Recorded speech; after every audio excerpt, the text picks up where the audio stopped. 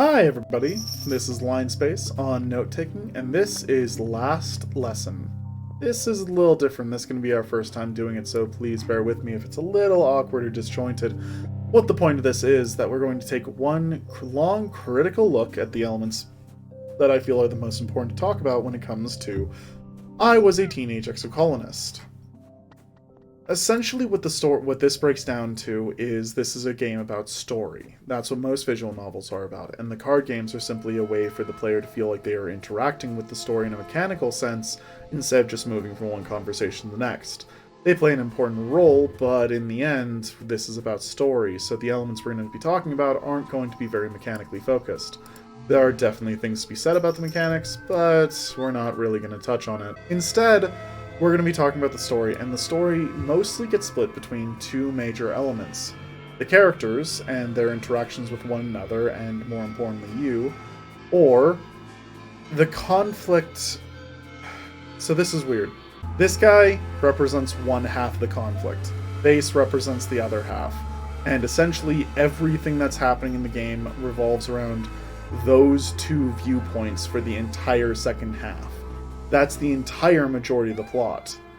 Let's go ahead and talk about it first, and we'll go to talk to the character that represents it while we're talking. Here's the problem. There are two viewpoints. Kill everything, kill nothing. Cal is a pacifist to an infuriating degree with an honestly hypocritical element in his story that they try to talk around, but it's pathetically naive. It's a sign that they wanted to do more than one thing with him, and it ended up conflicting with the fact that he was the flag bearer for a very stupid plotline. I am not a fan of this plotline. If you've watched the main playthrough, you know I'm not a fan of this plotline. And I'm choosing to tackle it first because everything I talk about with the characters is going to revolve around it. Thank you, words. The Gardeners wish for us to be a bottle colony that stays in place and does not attempt to interact with the planet. Lum, the governor, wants to kill the rest of the planet so that we can establish a human colony with full peace. Lum is a monster. There's no two ways around it. He's not written to be sympathetic or thoughtful. He is the bad guy, and the fact that he inflicts such grievous harm to characters we care about really goes to exemplify that. Whereas the Gardeners, even with the intimidating Noctilucent, never actually threaten a single character we care about. Accordingly, with Base being an antagonist less than a friend and just a bigoted asshole, it is that Cal is also positioned in the right inside the colony. We should not be harming animals. We need to live with nature, not against it. It makes for a very, very one-note situation that is colossally uninteresting. Oh, that was Sim dying. Well, I wanted to just bring up his profile picture, but I guess I don't get to do that. Sim is the connecting tissue between the two of them, but he doesn't affect the argument at all. He has an interest in humans, and him and Dis get along deeply well. That's great. But unfortunately, it doesn't offer a solution to the conflict. Sim is specifically removed from the conflict. He talks about humans as interesting and something he would like to protect, but he doesn't talk about what we can do to fix the problem the Gardeners have with us. He doesn't ever even really talk about how he thinks we could potentially not be a problem. That would introduce nuance to this plot line. Instead, you get the two options, and then you get what most endings will have, which is the monsters attack every single year, peace is never established, the Gardeners never kill all of us, and fighting is mandatory. And that's realistic, and I wish that you could support that in some way. Instead, you attempting to do better in this world is laughed off. The interactions with the Gardeners wraps up with, if you say, I want to learn to do better, them telling us, like an edgelord would, that humanity is worthless, will never learn to do better, and cannot remember the words of its betters. It's pathetically shallow, and accordingly, Lum is a tyrant, a very classic example of fascism, ruling with power and fear and his military backing, while trying to play himself up as an idol and a hero, so that it appears that he's beloved regardless of anything else. An image to chase after that should be admired, not an actual human being. The perception of might without any actual strength behind it. Lum is a very weak character. The Overseer isn't a character, but these are the two elements of the story that the biggest decisions revolve around. Lum ends up making a disease that will kill the entire planet with the help of Tangent and Instance. He is not held responsible for this, even if you take control. Lum is in communications with Earth that wants to annihilate the planet if the planet's not under control. This element never comes up as influential for his actions, and nobody reflects with him on what that would have meant for him to be going through. It does not feel like pressure from Earth to make the colony livable is why he escalates the conflict. He escalates the conflict because the conflict continuously escalates. Does that mean that he makes good decisions? No. But the need to defend the colony is real because the planet wants to kill us. So trying to paint the planet as innocent in its actions the way Cal and Dis do is nonsensical. There is a sentience behind the planet that is trying to eliminate us. We have the right to defend ourselves, just like an animal backed into a corner has a right to defend itself. But the story doesn't give you that option. There's no payoff for your place in that story, but except for the two most extreme options. And both of those options ignore the possibility for humans to be something better than monsters. And is representative by the most monstrous character versus a character who is detached from reality. Cal ends up having a pet monster if you help him. And that pet monster is used to help defend the stupid colony. It makes him a hypocrite. The game attempts to say that, hey, it doesn't hurt anything, and that's not true. There's no way a giant monster like Cal's could move a large amount of monsters away from the colony and not harm a single one of them.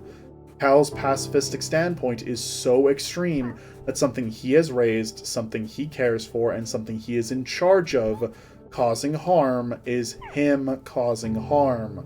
There's no excuse for this. But Cal's entire character becomes being a pacifist. There's no room for nuance. An option like his monster helping is actually great, especially considering how it's supposed to be doing it. Minimal harm and a threat big enough that that any animal who's actually thinking properly and by their natural instincts should not be engaging with it. It's proof that it's Noctilucent working, not the animals or nature itself. But there's no room for nuance there, because Cal has to spearhead the entire conflict with the Helios. It ends up making his character really boring. Like, there's elements to his character, but so many scenes involve his pacifism. So much of his character is not wanting to fight or have conflict that it ends up drowning out the more interesting elements of his character, such as how hard he works on the farm, the fact that his mother's polyamorous, the fact that he loves Tammy. His relationship to Tammy barely gets anything. He's even rejected by Tammy at one point. And it's because he has no agency, because there isn't enough time or room for it. Because he has to be a militant pacifism, screaming at anyone for even thinking about harming an animal to the point of utter naivete, and honestly is the most detrimental voice of the colony. We would all die if Cal was in charge, or Cal would have to budge on his principles. The only reason he doesn't have to budge on his principles is a matter of privilege, and that makes him insulting. Your parents are wonderful, and also kind of disappear in the latter half because under normal circumstances they're going to be dead. Dis is a complicated character, but the bottom line is that he's also a good character. He walks the closest line between Cal's perspective and the Helios' perspective, and has enough character motivation that it's understandable why he rejects humanity. Unlike Cal, who is naive and believes that we can't kill anything because animals apparently don't kill anything. Wait a second, I think they do when they're trying to defend themselves. Let's ignore that. Dis actually hates humanity. He doesn't care if the rest of us die. He has a very hunter-gatherer mentality where he would absolutely just live out in the woods, and if something took him, something took him. His relationship with Sim is similar in that. Sim wants to be human, Dis feels like he isn't human, so the two of them connect over their little inhumanities. Dis is a very strong character to connect us to the events going on, and honestly is probably one of the most important characters to the entire story. Which is a shame, because I can see people rejecting him very harshly. Honestly, his character feels pretty shallow the first time you're playing through the game, because he starts out just feeling like the loner weirdo kid who turns into the emo teen, who only later starts having any amount of interesting depth to himself, but even then still feels like he's coming at this from the perspective of an edgelord. I'm special because I'm different is not a good tagline for a character. I struggle to love Dis, but I do enjoy his character. And he, again, has the best interaction with the plot, which might just be where a lot of my fondness comes from, considering how the rest of the plot works. So much of his character, though, is left out of context if you do not have high friendship with Tangent. You basically have to have a full relationship with Tangent to get any perspective on Dis' situation. And that's part of why I'm choosing not to talk about it here. Dis should not have had to rely on his twin sister to have context for his story. And that makes him a weaker character accordingly, because the two are at odds with each other for the player's interactions. Mars, you have to basically devote your entire lifetime to. She wants to take over the colony, and you can do so with her. You can also become the colony head. There's a lot of problems with that, and it ends up feeling very dissatisfying. Lum's interactions I've mentioned previously are key parts of it. If Instance and Tangent are working on their horrible death virus, that's something you stop without having to take command. You do not interact with the with the Earth ships coming by interacting with the situation with Mars. And if you've done it once, it then becomes pathetically easy to do again in the future. To a degree where it's honestly laughable. It genuinely becomes Mars is like, I didn't realize anyone else wanted to overthrow the government, even though Lum just mutilated someone we all care about. Honestly, the biggest problem with the Stratos is that they were rebellion fighters that went against all the norms on Earth and stole congruence, and none of them rebel. None of them fight the situation that the Helios brings, probably feeling like they can't, but then the Council ousts Lum anyways. The fact that the Council gets to make that decision at all raises the question of why it is they were made the Council and why they didn't reject him earlier. It's very shallow, honestly pathetically written. I have nice things to say about Mars's personality, but her plotline is weak. They also have her start as a capitalistic princess, which makes no sense in this colony, and then develop a hate for capitalism to have perspective so that she can be a good leader, which is an interesting thought process, but she feels more like an alien to the colony than Dis does, because so little about her attitude, her viewpoint, her stylism matches anything else. And I don't mean the fact that she's black when I say stylism. I mean the fact that she's so over the top with jewelry and gold and opulent clothing. We're told that her dads pay for all of this, but her dads work as construction workers now, whereas our parents, who can't give us things like that, have maybe the most critical role in the entire colony. Mars doesn't make sense, but she's so over the top that she's honestly enjoyable. Vase is, as I said before, the point of view character that drives the conflict with the Helios. He lets us feel the fact that the Helios and Stratos don't like each other. He picks fights with Cal. He is the fascistic hero that everyone else follows, to the point that he is also what brings Nem into the Stratos' fold.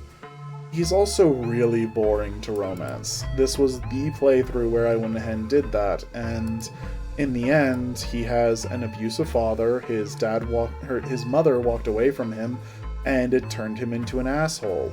He broke Rex's arm because Rex effortlessly got along with everybody else, and Vase needed a way to feel powerful. Honestly, it's the setup for an interesting character, but otherwise is just a stereotypical trope. He is a hurt child, so he hurts other people, and he even calls himself out on it. But just because your writing calls out that it's bad and stereotypical, doesn't make it anything less than that. If you pursue his romance angle, he does eventually go to see therapy, and the epilogue has the two of you break up because you cannot just provide therapy for him. That's not a relationship. But, unfortunately, I don't agree with him seeking therapy in the way that he does. We challenge him on his anger issues, and the fact that that's why he lost Nem and why Rex doesn't like him. But he's in a situation where the governor fully supports his actions, the Helios almost as a whole support his actions, and he's able to go express those actions on a regular basis in a way that gets him celebrated. To get him to max friendship, to be able to romance him, you have to go out and commit a lot of murder and a lot of violence and indulge on the worst parts of his personality. He's being reinforced to be the person that that his trauma turned him into. Accepting therapy, turns out you have to be in a place where you're ready to accept that what you are isn't correct, and the game does not do a sufficient job of setting that up. It's only set up in losing Anemone and having you say he has anger issues. Small little notes, but small little notes of you need... Basically what I'm saying is that going to someone and going, you're doing something wrong, is very rarely enough to get them to go, you're right, I need to change everything about myself. It feels shallow and kiddish, and I love the fact that the game lets us save him to a degree, and that's also realistic that he's never going to become a perfect person, and the fact that it takes a lot of work to become better. But unfortunately, the transition doesn't feel right, and it's based on such weak tropes that it feels dissatisfying. Anemone is a delightful character. She might be my favorite character between having the funnest design throughout her lifetime and also just being a generally fun character. I think she's probably the funnest character to interact with. But unfortunately, she can't be the best character because so much of her time is wrapped up in siding with the Stratos, in trying to be a demonstration of the fact that fascism preys on our weaknesses and our grief, or our trauma in the case of Vase, and that's how you end up becoming a military stooge that doesn't care about other living things. But the problem is that that's what happens during the mandatory events. What happens during personal events is that Anemone is still likable and loving and caring and things like that. Those two sides don't line up. Her openly supporting the war and slaughtering everything to the exclusion of any concept of peace does not work with the character who comes to us and still wants to be Cal's friend and is perfectly happy and is back to being the little girl playing sports ball sometimes.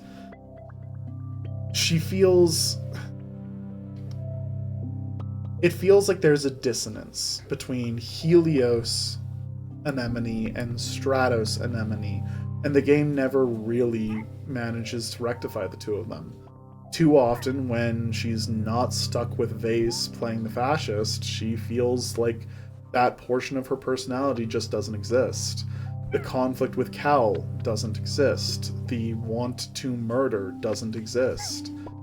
And unfortunately, because Vase is able to sideline her and she never gets to take an active role in the plot line, she feels abandoned. She is here only to serve as an escalation of the plot that Vase introduces, and the two characters both end up feeling significantly weaker because they feel utilitarian. She's a lot of fun, but she ends up not doing anything. Meanwhile, we have the best character. Tangent has the most depth. She's transgender, she's tons of fun in a lot of situations, she's also very tired and doesn't give a crap about people in other situations. The fact that her and Mars are friends and supposedly lovers is interesting. The fact that you can have sex with her is interesting, and it's not tied to romance. The fact that she does get romantic with you, though. The fact that she teases you if you get romantic with her. It's fantastic. There's so much more depth to her character. If Vase is a trope done as stereotypically as possible, then Tangent is a trope properly explored. She could have just been the person-hating scientist who never focuses on anything else.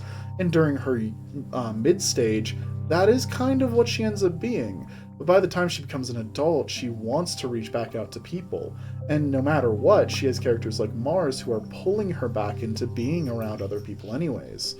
She is fun. She joins a secret club and she takes it seriously. It's delightful. But she also takes her sins seriously. She is unable to get past the massive amount of murder she almost commits if you help her enough. The bioweapon is taxing on her, and she doesn't handle it well. And for as much confidence as she typically displays, if you take her to confront Lum and put it on her shoulders to provide the proof, she stutters and is terrified, but eventually does stand up for herself. Tangent is the strongest written character, in my opinion. But it's backed by the fact that she simply has the most depth.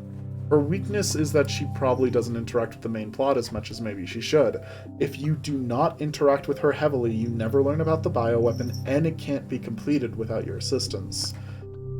That's not a major complaint in my opinion, because I think I would have preferred that this is how more of them were handled. Cal's moment with Socks and Tangent's interactions regarding the bioweapon are great examples of how to take the bigger conflict of the inside and outside situation and the survival of the colony and make it very personal to a singular character. They let Tangent be a character the rest of the time, while Cal has to be a political viewpoint.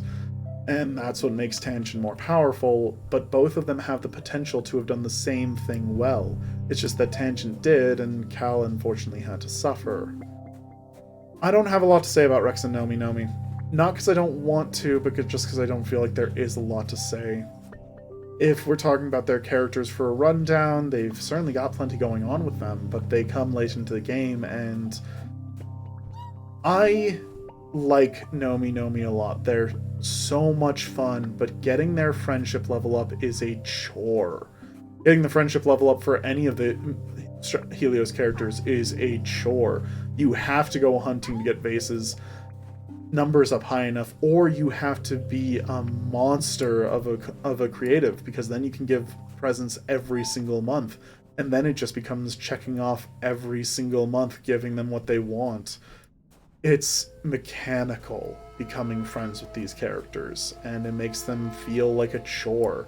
It makes it feel hard to stay attached to them because there's no way for it to feel natural that you're getting closer to them.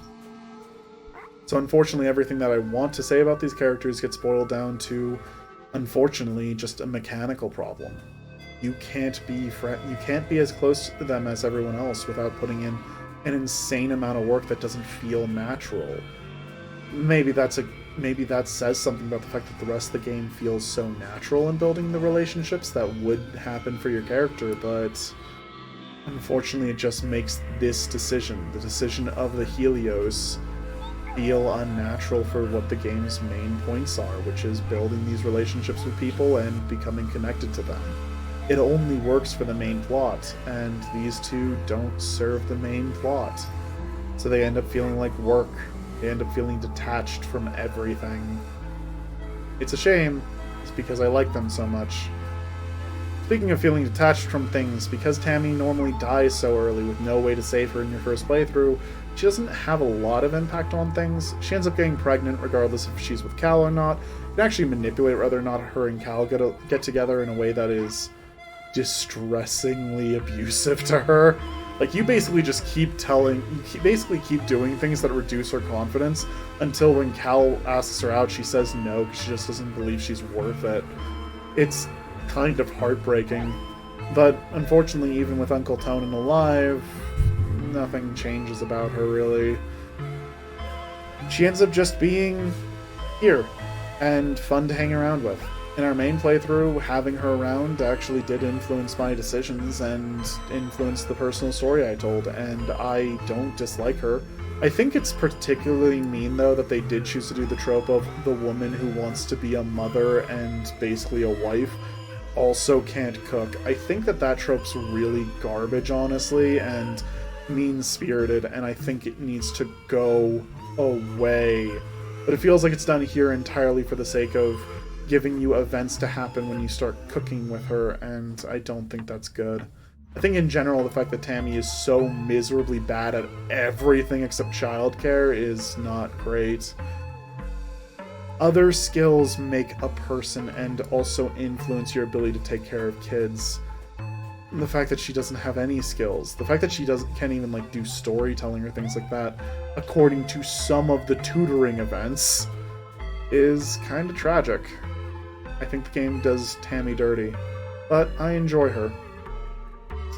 Generally, the rest of the cast, supporting all the adults essentially, are solid. They do their jobs well. I particularly have soft spots for Chief Security Officer Rhett and Utopia, because they interact with things probably more than any of the other characters. Instance, after all, interacts with us almost exclusively through Tang. Now, if you've just listened to me, I sound like I probably hate this game. A lot, actually. And that's not true. The important thing to remember about being critical about something and about critiquing it is not that you're saying it's worthless, it's that you're talking about what holds it back. Tang versus Cal is exactly a situation like that. If they had brought Cal to be closer to Tang with more nuance and more flavor to him, then he probably would be a lot more enjoyable. If you stuck to the Cal that worked on the farm, it'd probably be more fun, but unfortunately, they don't give him enough other characters to interact with to give him more depth, show us more sides of him. That's the problem, is the fact that the game only has so much opportunity space and so much of it gets taken up by one major decision. What form of major conflict to have? What will be the big decision maker of the game? The fact that that decision maker then doesn't apply to the endings except for a handful of them, the fact that most of your playthroughs won't feel like you make a major impact on the main plot at all, is really disappointing and probably the worst element of the game. But it doesn't change that there is something to love here. The game tries, and it tries really hard, and I believe the people who wrote this story cared passionately about some of the points they were making. And the characters themselves are likable, even in how unlikable they are sometimes. Vase is supremely boring as a love interest, but I enjoyed hating him. And it's okay to have that. He did not have to have depth or complexity. I kind of wish that you couldn't be friends with Vase, that he just rejects the Stratos outright. But I get why they chose not to do that, because that would make Anemone's interactions with him more awkward. There's reasons behind these actions that feel like they're holding the game back, but perfection isn't something you're going to hit very easily. Being great is already difficult enough, and I think that this game is great, including the mechanical elements that we aren't talking about in depth here. Whenever I play another visual novel like this going forward, this game is going to be a cornerstone of the genre now. It just does that much good about making the characters so deeply enjoyable that the plot problems weren't enough to make me stop playing. Just because I know the plot is underwhelming doesn't mean I don't want to keep playing with these characters, don't want to see the rest of their interactions.